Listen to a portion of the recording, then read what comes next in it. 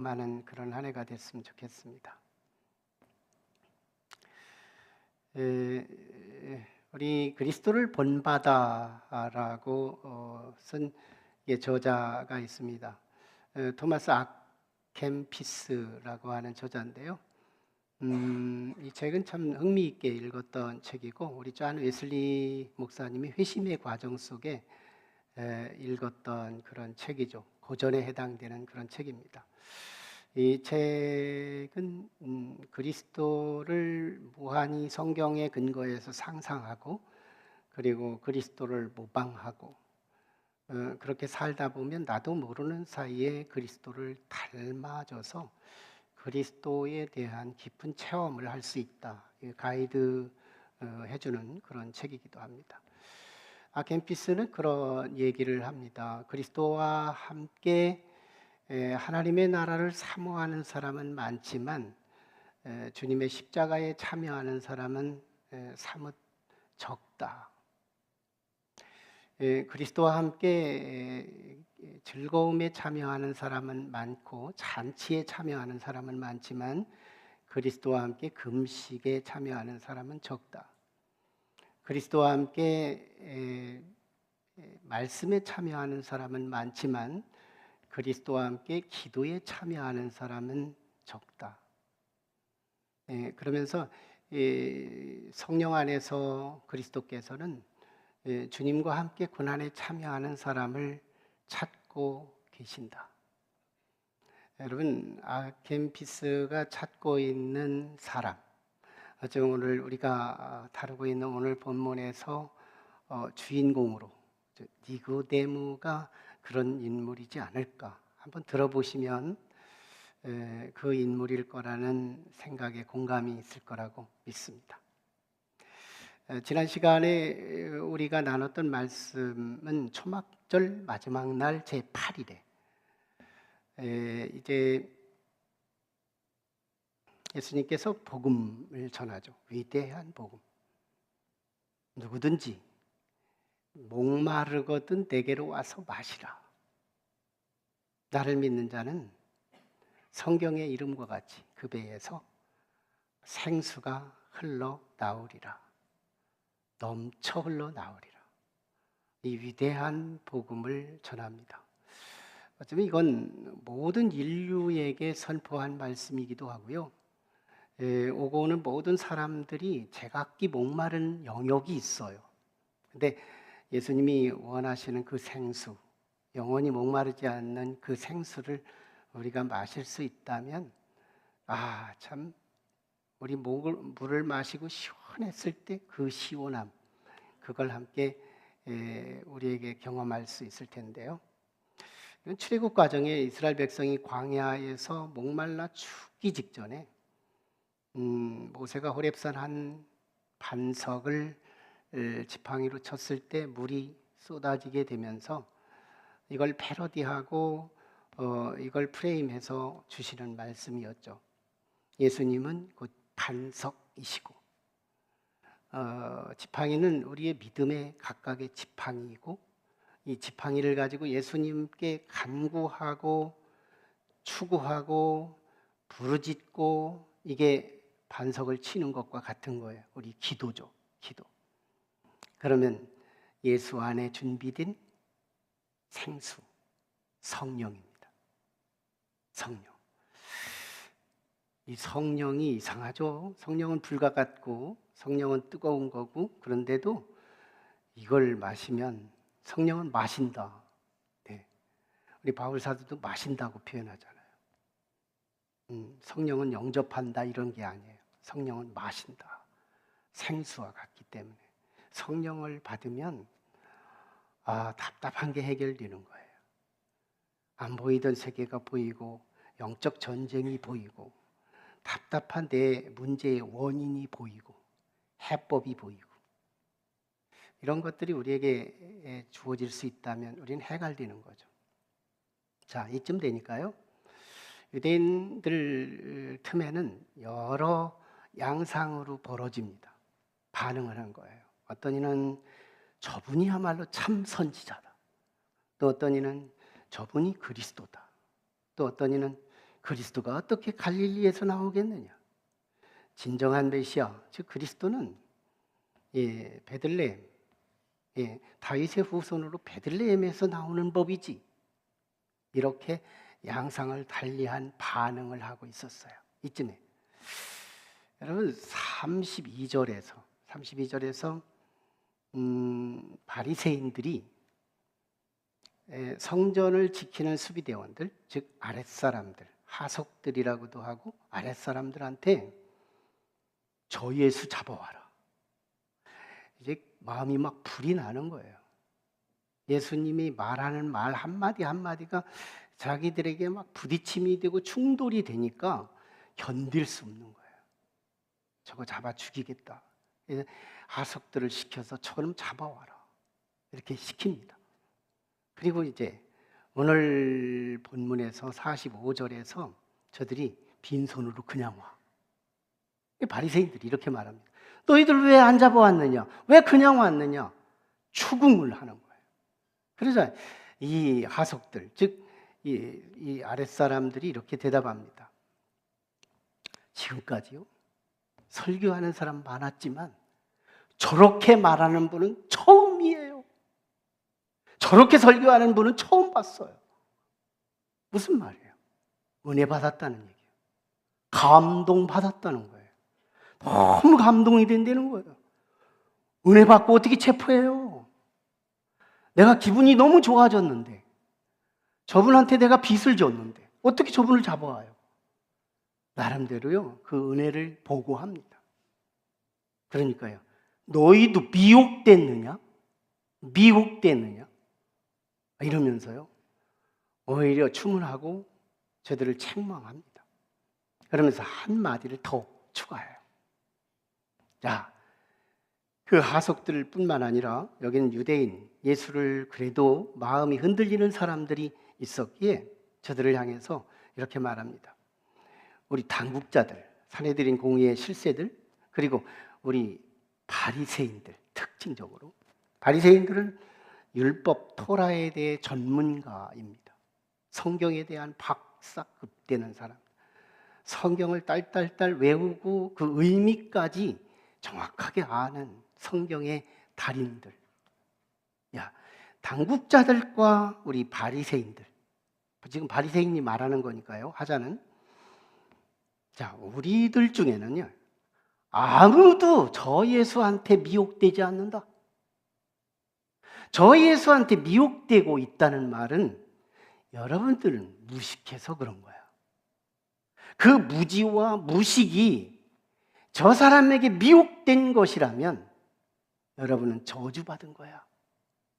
얼마나 극단적인 말을 하는지 몰라요. 얼마나 자극이 됐겠어요. 저주까지 하는데.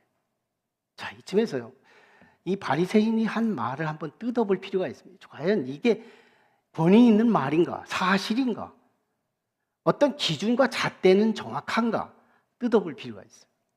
1차적으로 바리새인을 보면 이 하석들, 즉 이 아랫사람들을 추궁한 내용을 보면 기준이 오직 상한 감정이에요. 이 사람처럼 말하는 것은 처음 들어봤습니다. 엄청난 은혜를 고백하고 감동을 표현하고 이러고 있는 이 사람들을 향해서 화가 나서, 바리새인들이 지금 화가 나요. 치밀어 오르는 거예요. 화가 나서 너희도 미혹됐느냐? 이렇게 추궁하고 있는 거예요. 너희도 미혹됐느냐? 마치 예수는 이단이요, 이단에 미혹되어서 꼬드김을 당해서 가고 있는 것처럼 이렇게 매도해버립니다. 지금 이때 바리새인들의 이 미혹됐다고 하는 은혜와 감동을 미혹으로 대체시키고 해석해버렸다는 이 기준이 뭐냐 이거예요. 상한 감정이에요. 무너진 감정이에요. 이탈된 감정이에요. 여러분, 심리학에서요 감정이 무너지면 아무것도 결정하지 말라, 이 멘트가 있어요. 굉장히 중요한 거예요. 우리가 감정은 아무것도 아닌 것 같지만 감정이 너무 중요해요. 우리 안에 인식의 세계, 내면의 인식의 세계로 들어가려면 감정의 현관을 통과하지 않고 들어가는 인식이 없습니다. 모든 지식과 모든 결단은 다 감정의 문을 통해 들어가게 돼 있어요. 그런데 이게 무너졌어. 근데 어떻게 들어가요? 만에 하나 들어간다면 고개 숙이고 들어갈 거고 삐짓고 들어갈 거고 그러다 보면 어디 부딪히고 그럴 거예요. 감정이 무너진 상태에서 무언가를 결정한다는 건 반드시 후회가 온다. 후회가 온다. 부부싸움하고 결정하지 마세요. 남과의 부딪힘 뒤에 결정하지 말라고. 감정이 상한 뒤에 아무것도 결정하지 말라. 감정부터 추스려라. 충분하게 자기 자리로 들어갈 때까지 기다려라. 그리고 하나를 결정하라. 네. 바리새인들이 두 번째 오류가 있습니다. 이 지금 하속들하고 유대인, 예수를 따르는 사람들을 막 저주하잖아요. 저주의 기준이 뭘까? 이들은 소위 지식 그리고 지위 여기에 근거합니다. 그러니까 바리새인들과 당국자들은 토라에 대해 율법에 대해 능통한 자들이라는 거예요. 그리고 그들의 직위는 소위 사회적 권위가 있는 자리라는 거예요. 권위 있는 사람들, 성경에 박식한 이 사람들 중에는 아무도 예수를 따르는 자가 없다. 그런데 너희 중에 일부는 따르고 있지 않느냐? 그러므로 너희는 무식쟁이요. 그러므로 너희는 무식해서 저주받은 자다. 이거예요. 얼마나 정확한 진단이에요. 잘 보세요. 이들의 기준이 뭐냐? 지식이요. 지위예요. 지식과 지위. 과연 이것이 우리를 기준할 수 있는 선과 악을 가를 수 있는 기준이 될 수 있는가? 또 아닙니다. 인간의 지식이 아무리 제대로 된 지식을 갖고 있다고 해도 또 그 지위가 아무리 숭고한 위치를 갖고 있고 권위를 갖고 있다 하더라도 그 지식과 권위 가지고는 어떤 것도 시금할 수가 없고 기준할 수 없다. 역사가 증명합니다. 우리 중세 11세기 이후부터 부작용이 시작됐던 것이 중세의 역사예요. 11세기 이후. 교황이라고 하는 기독교의 가장 탑 위치, 교황. 그들은 교황 무오설을 주장하기 시작해요. 무오설. 교황은 실수하지 않는다. 오류가 없다. 베드로의 위격을 위임받아서 세워진 자리가 교황인데요.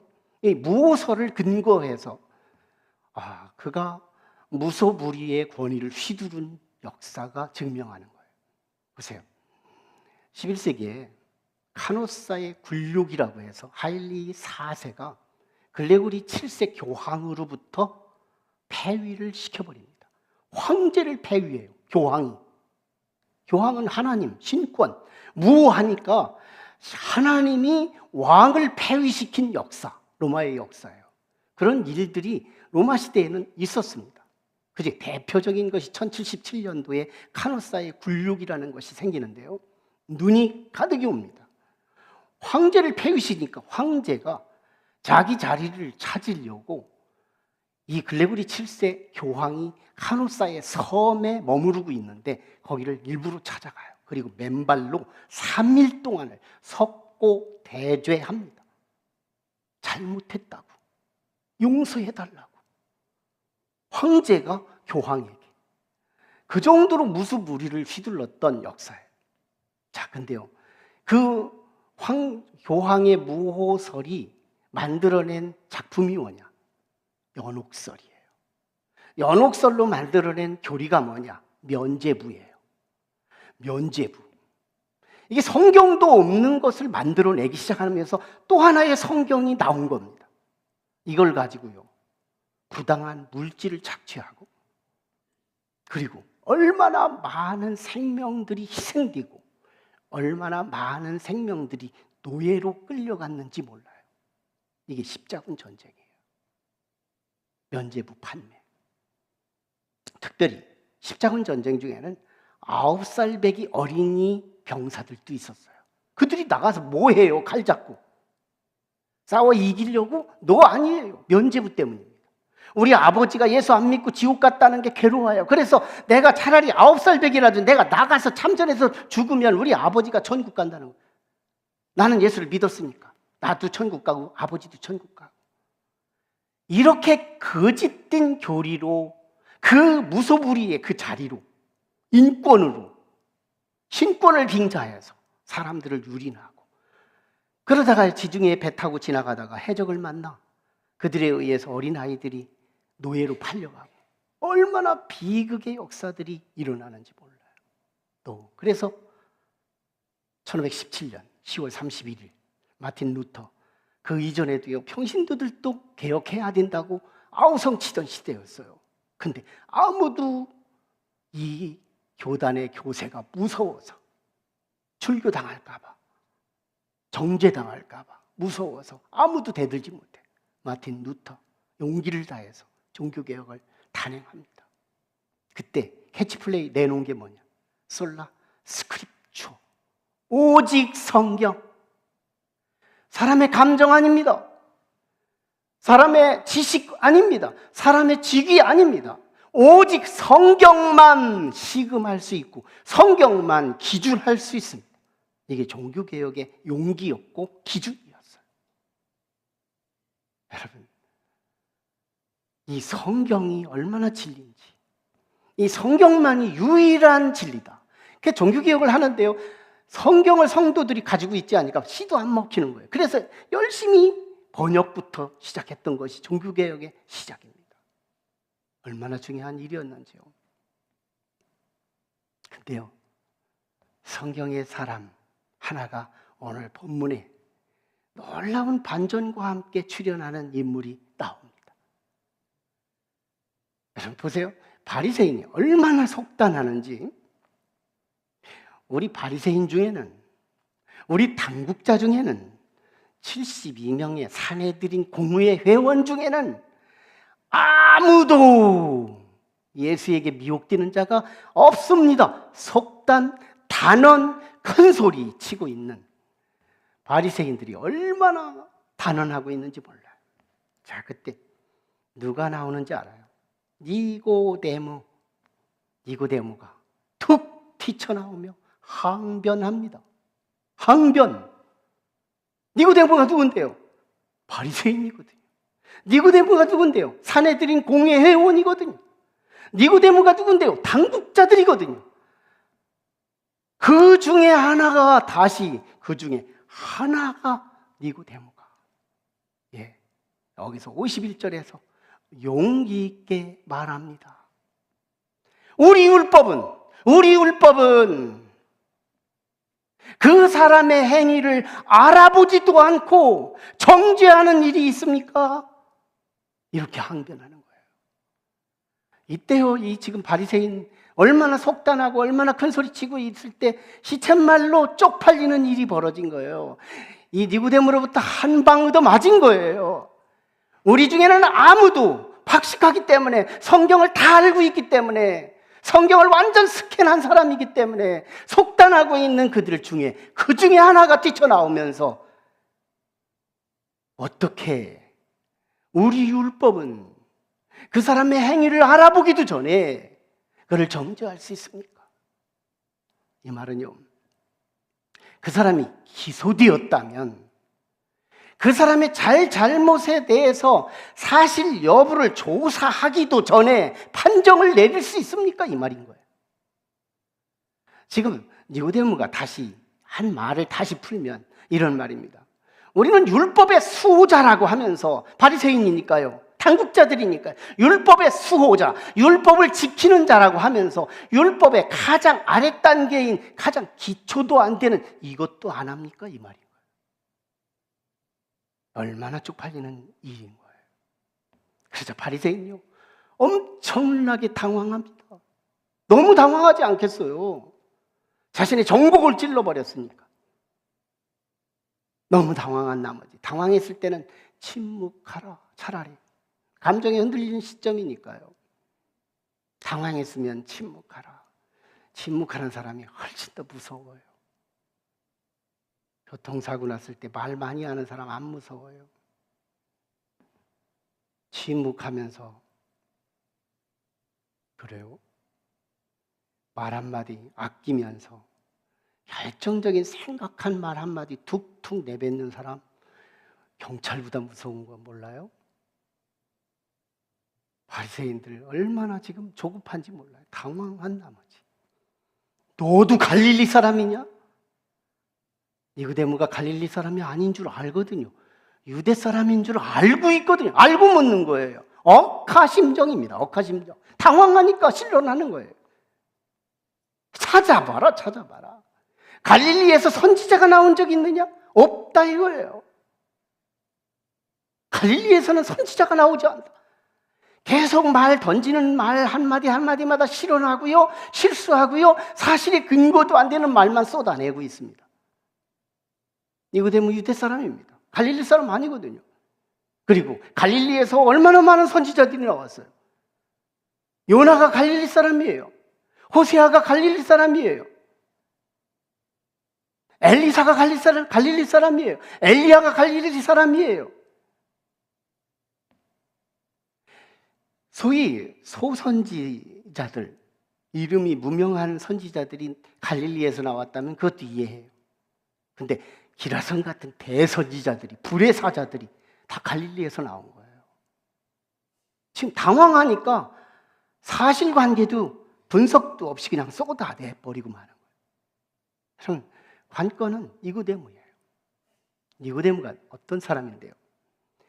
이미 요한복음 3장 1절로 21절에서 니고데모에 대해 우린 강해 설교로서 이미 우리가 알고 지났어요. 그때 니고데모는요, 예수님을 밤에 찾아옵니다. 예수님 밤에 찾아와요. 왜 그랬을까요? 무서워서. 사람의 시선이, 유대인들의 시선이, 바리새인들의 시선이, 산헤드린 공회 회원들의 시선이 사람이 그렇게 무서운 거예요. 신앙이 없으면 사람이 하나님보다 무섭다는 거. 신앙이 없으면. 근데 신앙이 생기면요, 사람보다 더 무서운 게 생기는데 하나님이에요. 하나님이 진짜 무섭습니다. 없는 듯이 있고요, 아무것도 안 하는 것처럼 하다가 결정적일 때 속수무책으로 무너뜨리고요. 하나님이 그렇게 무서운 거예요. 밤에 찾아와요. 주님을 1대1로 만납니다. 주님과 1대1 대화. 그러다가요, 거듭남의 이야기가 대화가 돼요. 그러자 이 니고데모가 이런 말합니다. 사람이 어떻게 거듭 2번 날 수 있어요? 엄마 뱃속에 들어가야 되나요? 아마 그때 당시 피식피식 웃었을 것 같아요. 다른 사람이 있었으면. 너무 신기한 대화가 오고 가는 거잖아요. 뱃속에, 엄마 뱃속에 다시 들어가야 되나요? 근데 예수께서 이렇게 말해요. 너는 유대인의 선생 아니냐? 율법의 스승 아니냐?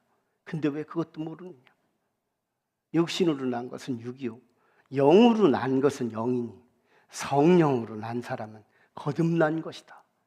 이러면서 이 거듭남에 대한 정보를 듣게 됩니다. 일단 듣고 볼 일이에요. 여러분, 설교를 듣고 볼 일입니다. 마귀의 소리도 듣고 보면 미혹되지만, 이단의 소리도 듣고 보면 미혹되지만, 진리도 듣고 볼 일이에요. 니고데모는 일단 들었습니다. 그때 당시 해결은 안 됐지만 일단 성령으로 나는 것이 있었구나 듣고 맙니다. 그리고요, 집에 갔겠죠. 그는 성경의 사람이거든요. 율법의 사람이거든요. 그래서 자기가 보던 성경 다시 열어봤을 거예요. 자명한 일이죠. 그래서 다시 열어보니까 구약에도 성령이라는 게 있었나? 보니까 있잖아요. 출애굽이 성령이요, 홍해가 갈라지는 게 성령의 역사요, 불기둥과 구름기둥이 성령의 역사요, 반석이 물을 터는 게 아말렉 전쟁이 성령의 역사요. 모든 것이 성령의 일시적인 사건이지만 성령의 사건들이 구약에도 있었던 거예요. 그렇구나. 신앙이라는 건 성령과 함께, 하나님의 도움과 함께 믿는 거지, 내 이성과 내가 단독으로 믿는 게 아니로구나. 아마 니고데모는 계속해서 씨름했을 거예요. 기도했을 거예요. 간구하고. 어떤 일이 벌어지는지. 오늘은요. 지금이 어떤 시점이에요? 상황이 어떤 상황이에요? 네, 초막절입니다.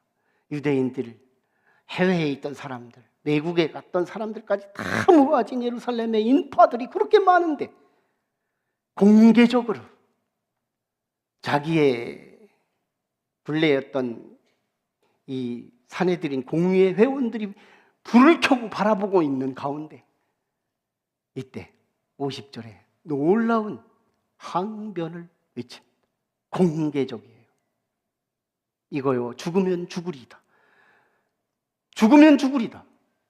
이 에스더의 고백이요, 모르드게의 고백이요, 다니엘의 고백이며 사드락 메삭 아벳느고의 고백이며 다윗의 고백이며 죽으면 죽으리다. 무슨 말일까요? 변화된 거예요. 니고데모는 바뀐 거예요. 성령의 생수를 마신 거예요.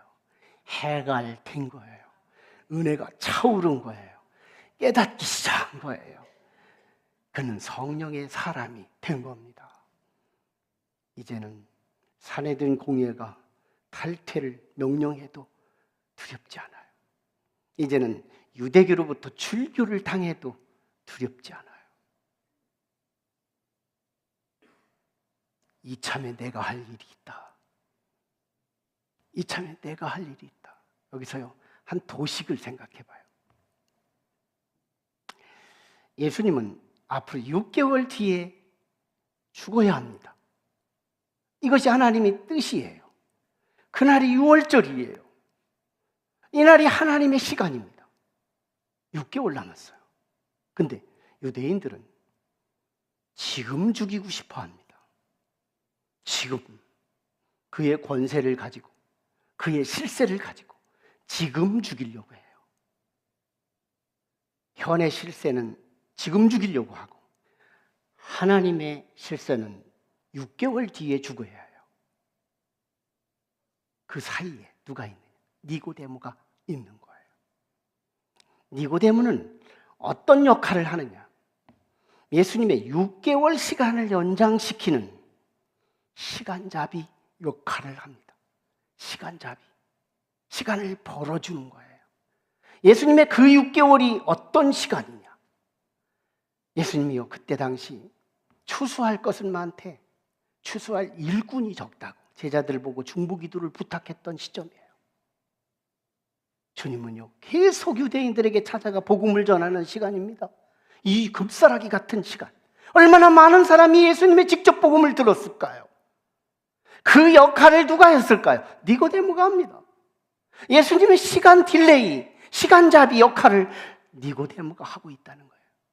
그 위험천만한 멘트, 이참에 내가 할 일은 예수님의 생명을 6개월 연장시키는 역할 내가 한다. 엄청난 위험을 감수하면서 주님을 위해서 내가 50절을 선포한다. 주님을 위해서. 네. 여러분, 우리는 신앙 생활이 시작부터 지금까지 우리의 신앙의 프레임을 한번 점검해 볼 필요가 있습니다. 여러분의 신앙은 하나님께서 나를 위해 죽으셨고, 이거 하나만 가져도 어마어마한 은총이며 축복인데, 하나님께서 또다시 우리 건강 지켜야 하고, 하나님이 나를 위하여 또 오늘 또 은혜를 주셔야 하고, 이 시간 이후에도 하나님은 나에게 무한 공급으로 나를 위하여 일하셔야 합니다.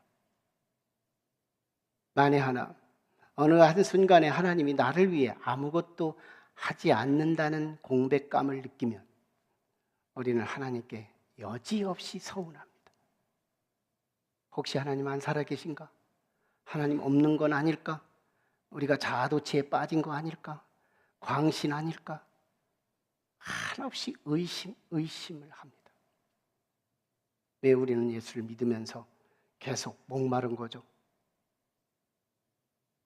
우리는 분명히 이유를 진단할 수 있습니다. Jesus for me. 예수 그리스도, 그분은 나를 위해야 한다는 원웨이, 일방적입니다.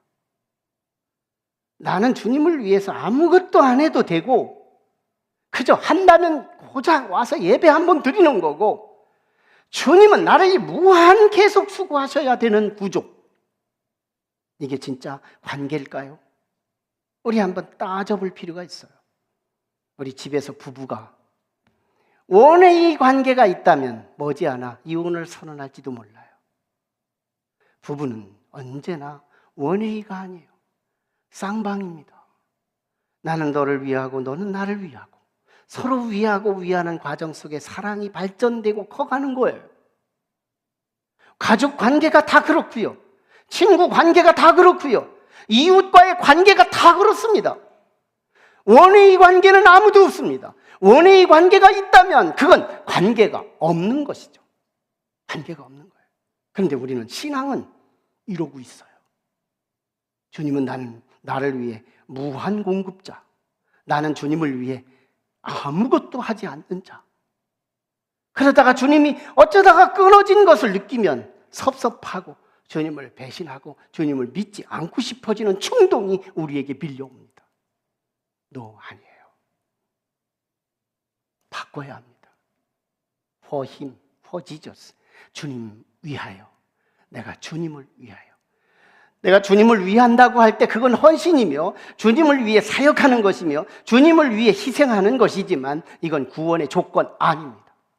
구원받은 바가 너무 커서, 너무 은혜가 커서 성령 받아 그 은혜가 이미 주신 거 앞으로 주시지 않아도 되고 이제는 내가 주님을 위해 뭔가를 해드리고 싶어지는, 이건 믿음의 한 열매요, 믿음의 한 현상이요, 믿음의 한 증거일 뿐이에요. 살아있는 믿음, 기브 앤 테이크, 주님과 나와의 살아있는 관계는 내가 주님을 위해 무언가를 해드리겠다는 거예요. 정말 성령 안에서 예수를 믿는다면 이제는 주님을 위해 내가 저루의 주님이 필요한 게 뭘까? 전요. 목회는 성공이 없다 말하는 사람 중에, 큰 소리 치는 중에 한 사람입니다. 그런데 근황이에요. 저는 목회는 성공하고 있다, 남들은 몰라도 나는 목회를 성공하고 있다고 말하고 싶어져요. 얼마나 간절한지 몰라요. 왠지 아세요? 개척교회의 단점이 뭐냐면 담임 목사보다 교회를 더 사랑하는 사람이 찾아보기가 어렵습니다. 10년, 20년, 30년이 지나도 담임 목사보다 교회를 더 사랑하는 사람 찾아보기가 어려워. 이게 개척교회, 창립한 교회의 단점이에요. 근데 우리 교회, 저보다 우리 교회를 더 사랑하는 사람이 보이기 시작했어요. 저는 교회를 비가 오고 태풍이 불어도 교회를 믿음으로 안 와보지만 우리 성도 중에는 교회를 둘러봐요. 교회 휴지가 떨어지면 혼자 호적히 가서 주워요. 교회가 문제가 되면 가서 해결하고, 환기가 되지 않으면 혼자 해결하고, 자신의 사역으로 끝내지 않아요. 내가 할 의무로 끝나지 않아요. 플러스 알파. 주님을 위해서 저는 안중에도 없는데 저보다 더 교회를 사랑하는 사람이 보이기 시작해요. 저는 물러가도 될 것 같아요. 너무 행복해요. 저는 제가 할 수 있는 무언가가 있다면 주고 싶어요. 이참에 제가 대입하고 싶습니다. 주님을 움직일 수 있는 사람이 누구냐 이거예요. 주님을 움직일 수 있는 사람이 누구냐? 주님을 위하는 거예요. 저희 집에는 5살 배기 쬐그만 아이가 있어요. 사람 같지도 않은 조그마한 이 아이가 사람 노릇을 하는데요, 할아버지를 위해서 종이에 그림을 그리고 이걸 가지고 할아버지한테 갖다 주겠다고 가지고 왔는데 이거 제가 얼마나 귀중하게 보관하고 있는지 몰라요. 그리고 우리 손자를 향해서 제가 얼마나 많은 사랑을 해줬는지 몰라요. 예, 저는요 고백을 해요. 나는 할아버지가 좋아요. 이 멘트 하나를 들어보시라고. 손자의 그 고백을 안 들어봤으면 말을 하지 말라고. 손자의 사랑을 경험해보지 못했으면 하나님의 사랑을 논하지 말라고. 진짜요. 무한 다 주고 싶어요. 다 주고 싶어요. 너무너무 사랑스러운 거예요. 하나님의 사랑을 봅니다. 하나님의 사랑이 딱히 이건 아니겠지만 이거하고 4천은 되겠다. 그런 생각이 듭니다. 미국에 남북전쟁이 있었습니다. 우리나라도 남북전쟁이 있었지만 그 나라에 남북전쟁이 있는데 남군이 우세했고 무기도 군사력도 우세했어요. 전세도 우세했습니다. 북군이 불리했고 군사 숫자도 무기, 여건도 조건도 그리고 전세도 불리했습니다. 그때 아브라함 링컨이 총 지도자가 북군 지도자가 됐고 그 많은 병사 중에 참모들이 링컨에게 와서 이렇게 말합니다. 우리가 너무 불리한데 그러나 너무 염려하지는 마십시오. 우리가 하나님께 기도하겠습니다. 하나님이 우리 북군 편에 들어달라고 기도하겠습니다. 이때요 링컨이 큰 소리로 스톱시킵니다. 너 그거 기도하지 마십시오. 나의 기도와 충돌됩니다. 나는 하나님께서 우리 북군 편을 들어달라는 말을 한마디도 하지 않습니다. 지도자의 기도와 참모들의 기도와 병사들의 기도가 일치되어야 할 텐데 지도자의 기도와 맞춰주십시오. 하나님은 우리 북군 편이 아니라 우리 북군들이 모두가 다 하나님 편이 되기를 기도하십시오. 내가 하나님 편이 되라. 우리가 하나님 편이 되게 해달라고. 나의 인간의 의지는 작심삼일이니 우리는 계속해서 하나님 편이 될 수 있도록 하나님 우리를 사용해 주시고 하나님 편이 되도록 도와주십시오. 우리의 악한 의지를 도와주십시오. 이렇게 기도하라.